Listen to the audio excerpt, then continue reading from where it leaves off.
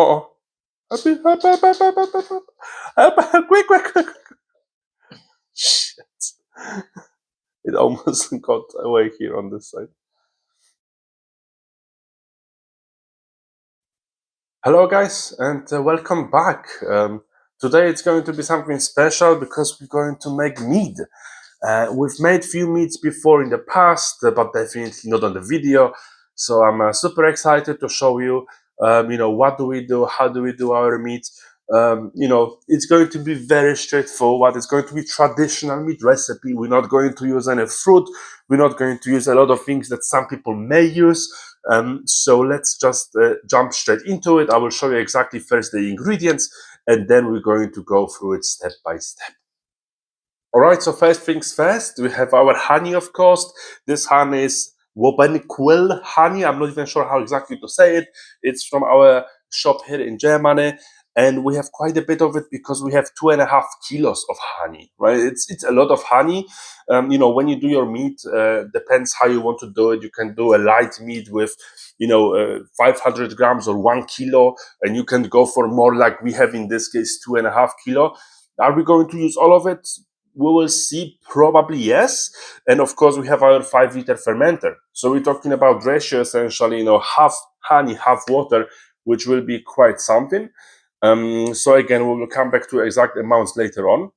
We will be using today our yeast, EC 1118 yeast. It's champagne yeast. It's a very good yeast to ferment a lot of different things, including the mead. And so exactly this is what we will be using today. Also, we're going to be using DAP. So DAP is essentially diammonium phosphate. It's a Fermax, in this case, used yeast nutrient. Now, we won't be using raisins. We are aware, and we used in the past raisins as well. That apparently they bring nutrients, etc. But for the nutrients, if you really wanted raisins to bring some value, you would have to put so much in. It doesn't even make sense. Some people also say to put raisins because of the mouthfeel and tannins, which I agree. This is why we're going to put tea. We have our black tea in here steeping, and we're going to use a half a cup of a black tea. Again, the cheapest tea I could find. And this tea will be added because of the tannins. We opted not to use raisins at the end, but as I mentioned, we have DAP, we have our diammonium phosphate, which will do the job. Apart from that, of course, we have our hydrometer, which we will use as always to check the gravity of our meat, because we have to understand what the starting gravity. We have our turkey baster, of course, which is dripping because all of this, of course, been sanitized in our bucket here next to me in the sanitization water. We, of course, have our cylinder and other additional things. For example, airlock. We have a small cup, so I can dissolve the yeast and make a small starter. We don't put too much effort in the starters, but it's just much easier to have it in a separate cup, and that's exactly what we're going to do. Right, so first things first, what we're going to do, we're going to obviously transfer the honey into the fermenter. Now, this is very thick honey. It's going to be a challenge, but we'll do the best we can. And then when it doesn't want to move anymore, to make sure we empty all the honey from the cans, we'll use the lukewarm water, and the water will help remove the honey from the glass into the fermenter. So yeah, just so you guys see, it's really gonna take a minute. I don't think I'm gonna show all of it for you guys. And slowly it's going down here. You probably can see it's going to take a while. So I will see you guys on the other side probably. And as I mentioned, we'll be using a lot of lukewarm water because it already doesn't want to go anymore, and there is still a lot in here. Oh God, that is gonna take a minute. Okay, guys, it's slowly going. Slowly, it's gonna take a minute.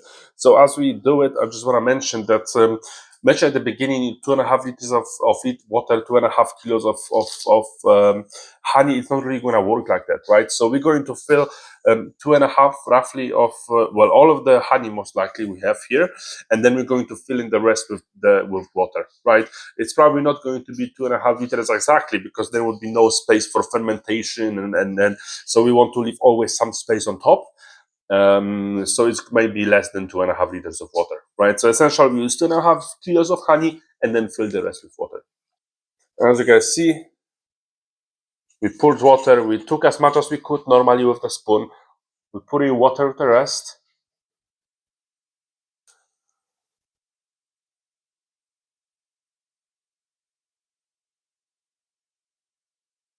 And this way we make sure that essentially it's empty. All the honey is gone. Simple as that. Easier than I thought. Okay, guys, that's my hand really hurts. It took a while. Let me just put this aside. It took like 10 minutes, I think, to do it, but we managed.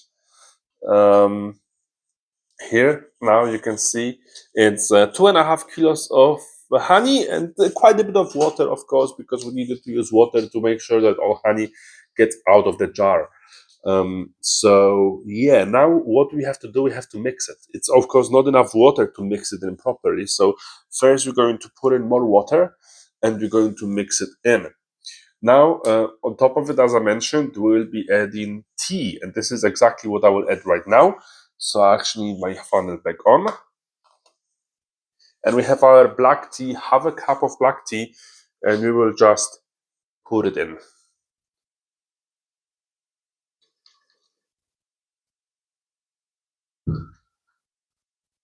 There we go. It also is quite nice because it's a little bit warmer. It's been sitting for a while, so it's not as hot as it used to be, but it is a little bit warmer, so it will help dissolve honey a little better. Okay, and now, guys, as you can see,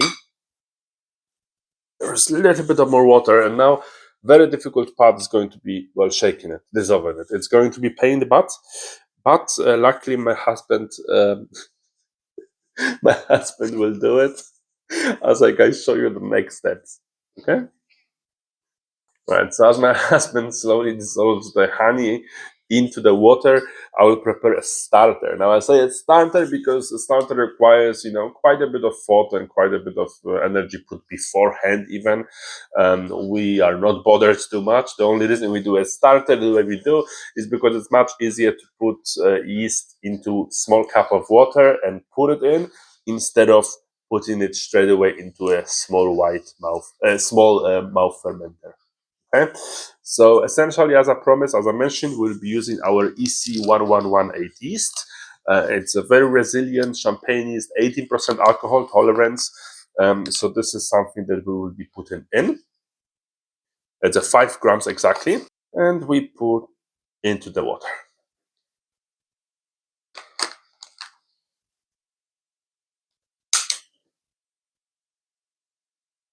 Now I just want to mix it in briefly. Okay, so now we have our yeast inside. Now we have yeast inside. What we will do, we will put DAP as well straight away in here. Why not? And the amount of Fermax we will put also 5 grams.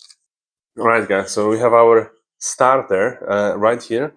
Now, what's happening is that my husband is still trying to dissolve the honey into the water. So let's give him a few more minutes.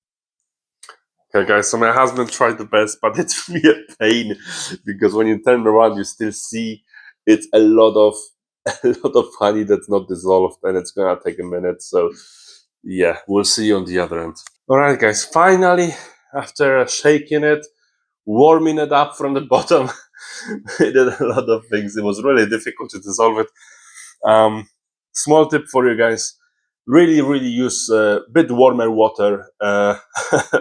Much easier to dissolve, especially crystallized sugar like honey like this, and then just wait until it cools down naturally to room temperature. So then you put these after. Don't do it the way we did it, and at room temperature water. Add a bit of warmer water and just wait. Whew. All right. So now that it's dissolved, what we will do? We want to add more sugar. More sugar. Now that it's dissolved, we want to add more water. Right, we want to make sure that it's filled up, not all the way because we need some headspace, but we want to add more than that.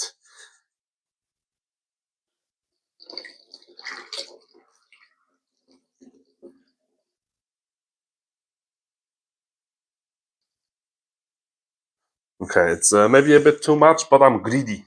I want as much meat as possible, and I do not care for the consequences, I guess. All right, so one last swirl, one last shake, just to make sure it dissolves it nicely.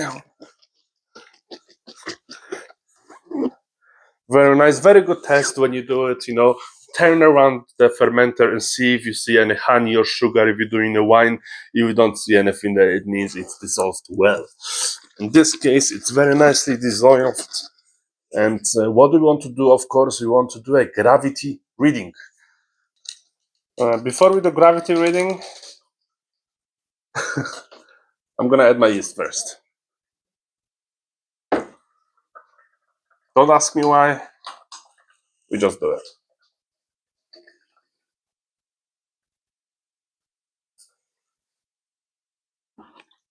Little bit of yeast left in the cup. Not a problem. And we will do very quickly the gravity reading. Now, the gravity reading, I'm expecting to be very high gravity. I'm expecting to be quite high gravity. After all, we added 2.5 kilograms of honey, which is a lot. But also we're using yeast of EC 1118 with very high alcohol tolerance. All right, so we simply get it's already floating.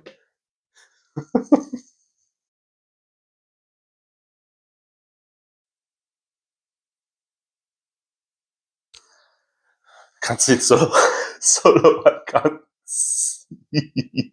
So gravity is 1.158. Now this is really high, but again, we use 2.5 kilos of honey in 5-liter fermenter, right? It's too predicted for the gravity to be that high. This is why also we used a yeast EC 1118. So just to give an idea, guys, of what can happen, we have our yeast that has 18% alcohol tolerance. Now let's imagine that wine will go all the way down. So let's imagine that wine will ferment to 18% alcohol, and this will end up being 18% alcohol mead. What will happen then is we take our starting gravity, so 1.158 minus final gravity. Now the final gravity normally would be 0, 0, 0, because that's where all the sugar is fermented. It can be a bit higher, can be a bit lower, but in this case, it most likely won't go there. The reason for it is because EC 1118 yeast has 18% alcohol tolerance yeast, as I mentioned, and if it ferments all the way down to 18% alcohol, then fermentation, the final gravity should be somewhere around 1020. Now, this gravity 0 to 0 is great for us because, as you guys know from various videos, we like our meats sweet, or not meats on our wines, but meats, of course, as well. And so, what can happen? Of course, it can happen that the meat can stall. Now, there is many reasons the meat can stall, and of course, it can happen in this case as well, but what we will do, we will monitor our wine. And this is also why we're doing the original gravity reading with the hydrometer. So we also have our nutrient, which we added, which hopefully will help it ferment as much as it can. But, also if it ferments to gravity 30 or 40, this is sweetness where we've drunk before, what actually is quite enjoyable for the meats. So it won't be a big issue. But again, let's see how it goes. And for now, what we will do, we will add the top, we'll add our airlock, fill it with sanitization water, like so. And we'll put our bun and let it be. Now, how long? Difficult to say. We've learned that fermentation, of course, on average can last between 1 to 2 weeks, maybe a bit more, maybe sometimes a bit less. But the juices, the wines, especially the meats, they need to mellow. They need time to sit. They need time to age. So while this will do follow-up video, of course, when we ferment, when we rack it, maybe when we bottle it. And of course, we expect to also do a tasting video, hopefully in 6 months, or probably we're looking at a year, since again, from our experience, meats usually will need more time. But yeah, very excited. I can't wait. It's a really rich meat, very rich color, a very high gravity, which is very exciting as well. And so yeah, let's see how that goes, and we'll see you guys next time. Thanks for watching, and feel free to subscribe, like, comment, and yeah, let us know if there is any other recipes you're using, maybe if you're using raisins, or if you're using, you know, different teas or any other tannins. So yeah, thank you again and have a good day. Bye.